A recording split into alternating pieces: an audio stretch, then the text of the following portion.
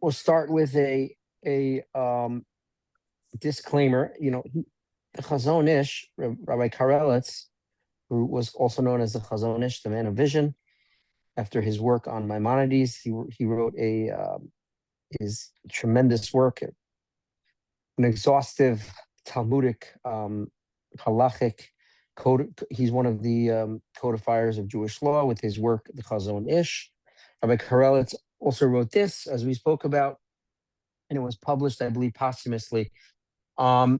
Very lofty things he writes in this book. So, it's really a lofty concepts, but I think it's something that each and every one of us could glean from. And even if we are not holding by what he's saying, we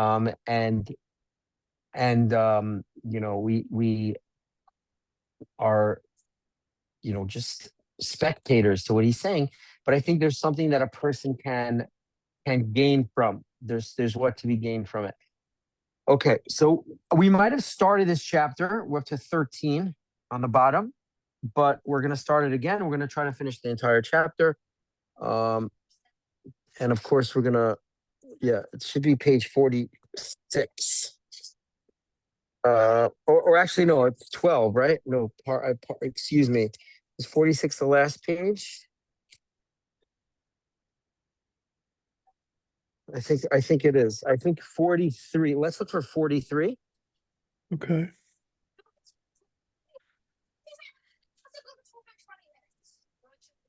Oh, there we go. 12. We passed it. No, 12. Okay. Says the Chozen Ish. Kav dak mistareya bein hachachma v'asiflis. A fine line extends between wisdom and foolishness. And that line prevents a person from entering the halls of wisdom. But a discerning eye and an exalted soul completely erases this dividing line. And the path of wisdom will be straight before him, unobstructed, right? So success, spiritual wisdom we're talking about here. And success in it is really, he's making a case that it's a very fine line.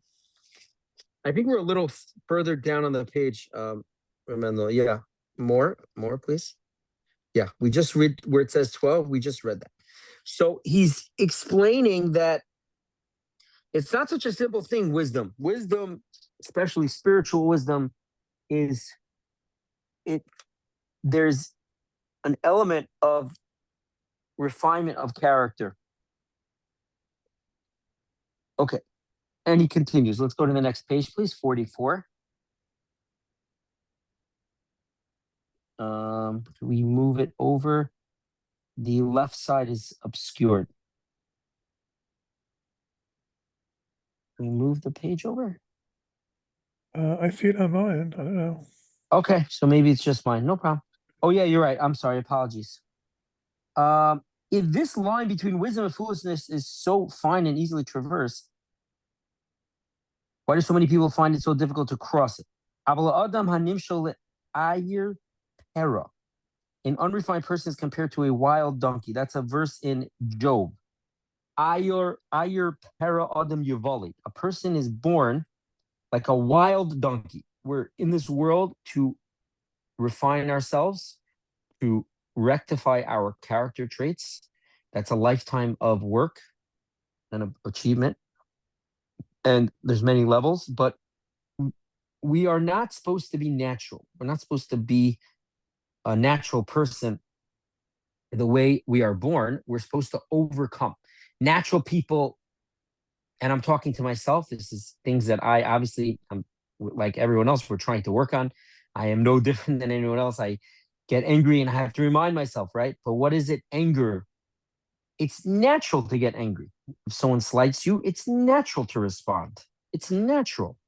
But Hashem, God does not want us to be natural. God wants us to follow our souls and to rise above and be supernatural and to be in control. of our emotions. So before we work on that, and that's a tremendous service of the heart. That's an avoda. It's work in this world to work on one's character traits, refining oneself. But before a person works on oneself, we are all created like this wild donkey. Continues the Chozen Ish. Asher asu bezike hata'ava keyom hivaldo. He remains in prison by shackles of lust as the day he was born. Rodaf mamtsakim. He's pursued by desire for sweets, luxuries. Roiv tanugim, craving pleasures. Ragzan timidi, perpetually irritable. Mali gaiva, he's filled with arrogance. Gam im chanun bekishro chachma v'schunas nishmaso. And even if by the nature of his soul he was granted the capacity of great intelligence, meaning this person's a gifted person spiritually, but if he's bogged down by the natural parts of him, he doesn't work on himself, so then it's not going to help. And let's say this guy has a double portion was prepared for him on the table of understanding. He's a gifted person. Let's say a person's a gifted person intellectually, but they did not refine themselves. They didn't work on not getting angry. They didn't work on being arrogant, not being arrogant. He will not be able to flourish in his studies. Because his deplorable case, his bad character traits. Arlas lave, a barrier of the heart. We find that in Deuteronomy, in Devarim. The Torah speaks that God is going to circumcise our hearts. There's a blockage. Our heart is the seat of our emotions. And a person that has, so to speak, a circumcised heart, or he has a mal, Hashem malas levavcha, he's going to make our hearts receptive to spirituality. So then he's able to connect to Hashem, to God. But a person that has this arla is this like this right, by actual circumcision, it's the foreskin, right? So he's closed up, he's stuffed up, and a person is unable to gain. He's the barrier of the heart. The etem hamoach, and an obstructed mind. Soigris dalse chachma, steal the doors of wisdom, and lock the gate of understanding. So the Chozen Ish says that perhaps when it comes to studying mathematics, physics, chemistry, a person is able to flourish and able to do well in those studies, even if he did not work on his character traits. But says the Chozen Ish, when it comes to Torah study, when it comes to spiritual knowledge, there is a connection between our success in gaining spiritual knowledge and our character traits, or deficiency of character traits. And they go hand in hand. You can't have one without the other. It's going to obstruct. Continues the Chozen Ish.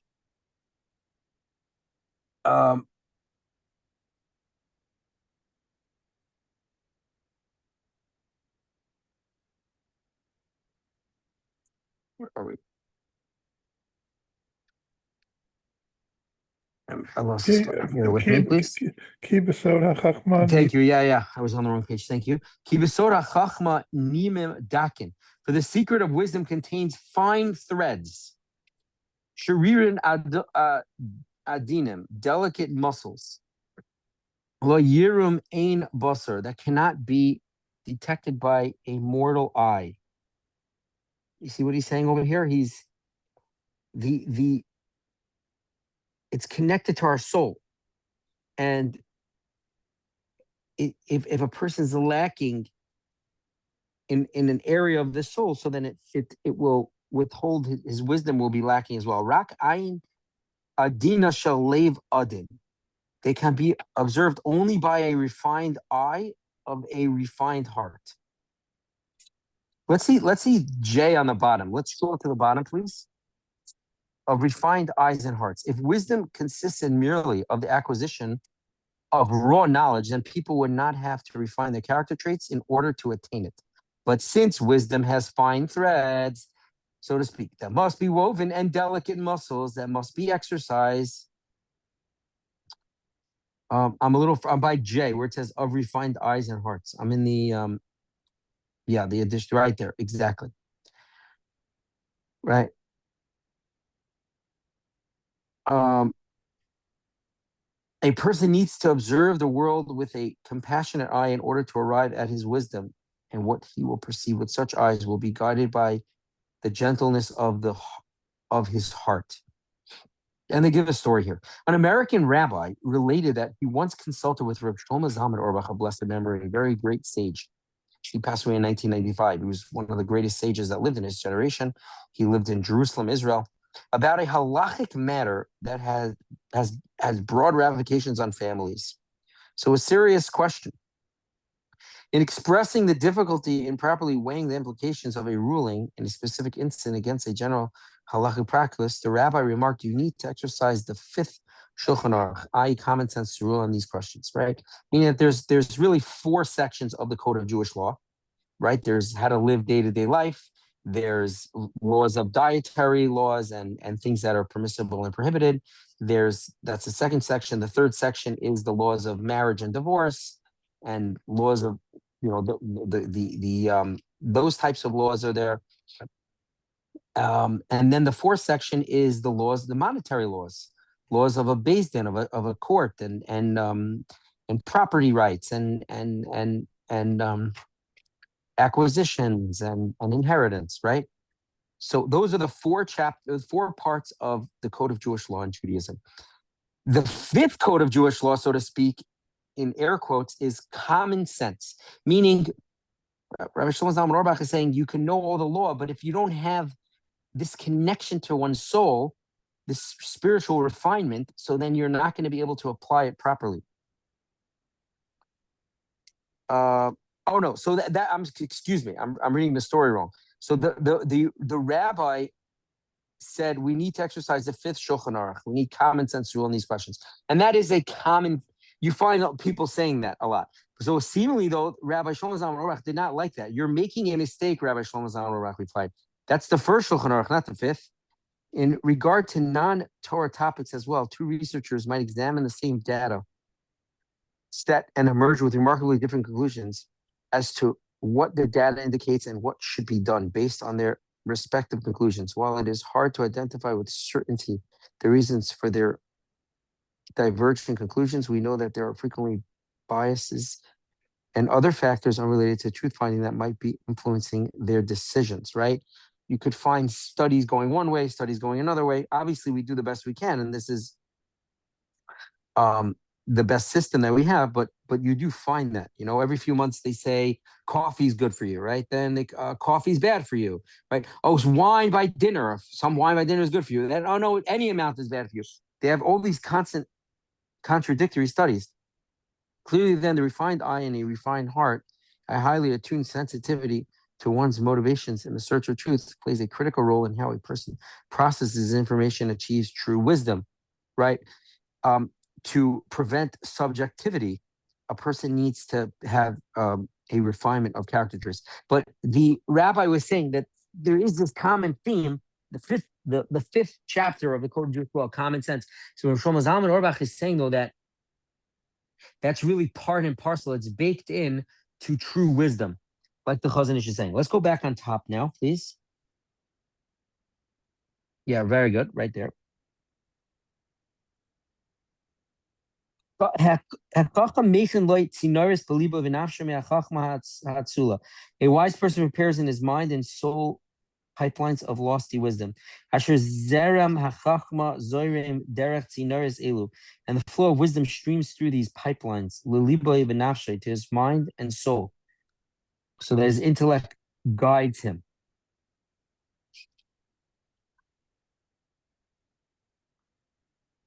So he has this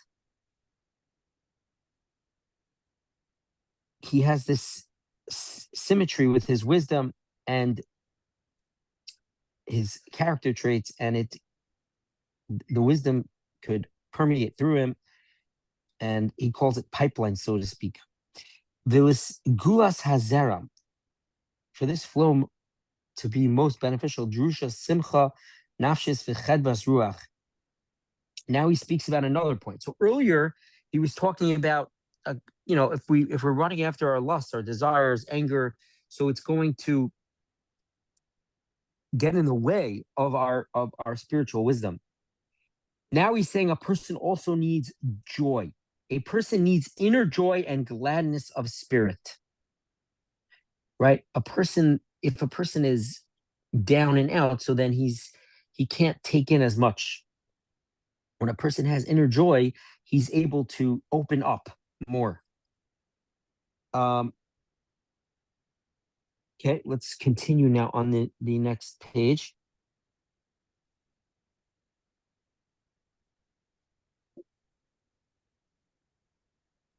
Dimayon lechachma avon labina, as well as a thirst for wisdom and a hunger for understanding. A person needs, right? The prophet compares the words of Torah to water. Whoever's thirsty, go to the water. And water is a analogy to the Torah at times. We find in Tanakh and the prophets that water is an analogy to Torah. And I think Rabbi Hutner, of blessed memory, says this idea that water is only considered a delight when a person's thirsty. If a person's not thirsty, then water is plain, it's kind of flat, right? The person doesn't really, you drink, you want to stay hydrated, but you're not. If a person's very thirsty, they're very thirsty, so then the water, they're going to love, the water is going to be delicious, right? Says Rabbi Hutner, so too is with words of Torah. If a person's already filled up with materialism, he's going to have a hard time gaining access to divine knowledge, to connecting with the Torah. He's already full, right, so to speak, right? He's not lacking. But if it's a person that realizes his lack and his desire to grow and gain more divine knowledge, so then that person will be very successful. Then he's thirsty for the Torah. He's thirsty for the Torah like he's thirsty for water. So then the Torah can have an effect on him. Asher kol ela, all of which yada tova shomida tova echinasam yisadasam uschainansam uschainenasam. Sorry, and benevolent hand of the good trait prepared, formed, and established. Okay, let's see the bottom, and then we'll recap, and then we'll hold it for tonight. The Chozen Ish is clearly referring to one specific trait when he writes Mida Tova, the good trait. But which one? Later in his work, he writes that while there are many good and bad traits at their root, there's only one good trait and one bad trait, with the good trait being a resolute commitment to prioritize ethical considerations over base desires. That's the good trait. It is likely that this is the trait the Chozen Ish is referring to here as well. Following through on the thought of he began above. Earlier, he wrote that the line separating wisdom from foolishness cannot be traversed by a person who is shackled by lust. Here he explains that someone who is determined to rein in his base desires will develop inner joy and elation of the spirit. This will allow him to be filled with a hunger for wisdom and knowledge that will replace the lustful craving he eradicated. Right? Where we are, what we think of is, it defines us, and to a large part, and it has a tremendous effect on us. So for example, the Torah says, do not explore after heresy and after lust. Asher zoinim, right? Because it's going to lead you astray. If a person is going down that path, it's going to lead him down that path. That's what happens. The Sefer HaChinuch, the classic counter of the 613 commandments of the Torah, the book of education, he says that in a number of places, he says that a person is influenced by his actions. his heart is drawn by his actions. So if a person is thinking about Hashem, he's thinking about having trust in God, he's pushing away the despondent thoughts, but he's reminding himself, he's saying over to himself that, there's divine providence, God is in charge. So eventually that has an effect on him. That changes him, because our actions and our speech has a great effect on us. Unfortunately, the opposite can be true. If a person's always negative, that can affect a person. If a person speaks in a coarse or a negative way or an inappropriate way, that affects the person. That has a tremendous effect on his soul. So Chozen Ish here is saying that there's an element, he's going to talk about this really in the next chapter, there's an element of sur me'ira v'aseh tov. King David says a person needs to distance himself from evil, what God considers wrong or bad, v'aseh tov, and he has to do good. Those are two elements. And the Chozen Ish here in this chapter is saying that the more a person distances himself from the negative, so the more he will be a vehicle, he'll be able to receive more divine light. Whereas if a person is just, he's overtaken, he's overcome by his passions, by his anger, his desires, they're leading him. So he doesn't have the kalim, he doesn't have the vessels for the divine light. He doesn't have it. He's full of anger. He's full of he's full of lust. He's full of desires. So that's what's filling him up. I think that the words of the Chozen Ish resonate particularly in our generation, where we have such a consumerism generation, a generation where everything is on the table, a generation where accessibility is a few clicks away. You could order what you want, get what you want within delivery with the next day or a little while. Very impulsive type of living if a person's not careful, and that is antithetical to the Torah, because the Torah is controlling oneself. So it's harder than ever. So I think the words of the Chozen Ish really resonate more than ever in our generation, where and of course it's not all or nothing. So we work a little bit in controlling ourselves, so then we could become the vehicle for Torah, for divine light. Okay, so Amir Tashem, let's hold it over here. Amir Tashem, we're going to continue. Some of the chapters are longer. I want to try to do a chapter a week. Some of them are longer, some of them are shorter. And if we do a chapter a week, so then we're in good standing. Right. So actually, no, next week is also a bit short. Okay. They're very deep concepts over here, so we have to digest it. But yeah, the main idea is, what he's saying here is that a human being's a very delicate creation. We have a body, we have a soul. There's the struggle. Part of us wants to go after bodily things, but our soul wants to go after spiritual things.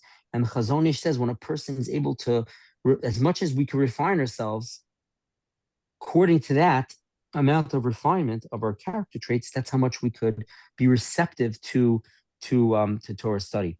Okay, let's hold it over here. I wish everyone a good Shabbos, and we will continue. I'm going to share. I'd like to, right when we get off the phone, God willing, I'm going to put on the group what we just learned. So if a person wants to, you don't have to print it. If you don't want to, you could look at it on your phone, look it over. If anyone has any questions, feel free to reach out, or for next week. But you could look over the material, see if it makes sense to you, see if it resonates with you, and I think we should do that weekly.